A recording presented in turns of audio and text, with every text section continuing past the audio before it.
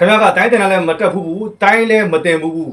ဒါပေမဲ့တိုင်းအရန်ဝါဒနာပါတယ်တိုင်းပညာရှင်ဖြစ်ချင်တယ်တိုင်းသမားကောင်းတယောက်ဖြစ်ချင်တယ်တိုင်းဆရာတွေကိုအားကြတယ်သူတို့ဘလို့နေထိုင်လဲဆိုတဲ့အချက်တွေကိုသိချင်တယ်ဆိုရင်9ချက်ရှိတယ်ဗျအဲ့ဒီ challenge 9ချက်ကိုခင်ဗျားတို့ကပုံမှန်လိုက်ပြီးတော့လုပ်နိုင်ခဲ့မယ်ဆိုရင်တိုင်းဝါဒနာရှင်ကနေတိုင်းပညာရှင်ထိဖြစ်နိုင်တယ်ဗျအဲ့တော့9ချက်ရှိပါတယ်ဒီ2025ရဲ့လက်ကျန်3လမှာတိုင်းဝါဒနာရှင်ကနေတိုင်းပညာရှင်ထိဖြစ်အောင်ကျွန်တော်နဲ့အတူတူဒီ challenge ကို join မယ်ဆိုရင် #တိုင်းဝါဒနာရှင်ဆိုပြီးတော့မှ comment box မှာခြံထားပေးခဲ့ပါဒါမှမဟုတ် chat box ကနေတိုင်းဝါဒနာရှင် group ကို join ပါမယ်ဆိုပြီးတော့မှလာပြောလိုက်ပါဗျအဲ့တော့9ချက်ကိုကျွန်တော်စာ content နဲ့ရေးပေးထားပါတယ်တလုံးချင်းစီမပြောပြတော့ပါဘူးဗျ join မယ်ဆိုရင်ကြိုးဆိုပါတယ်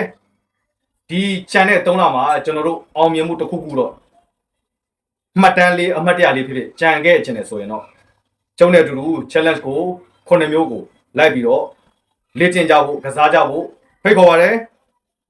မင်္ဂလာနည်းနည်းခင်းပါကျေးဇူးတင်ပါတယ်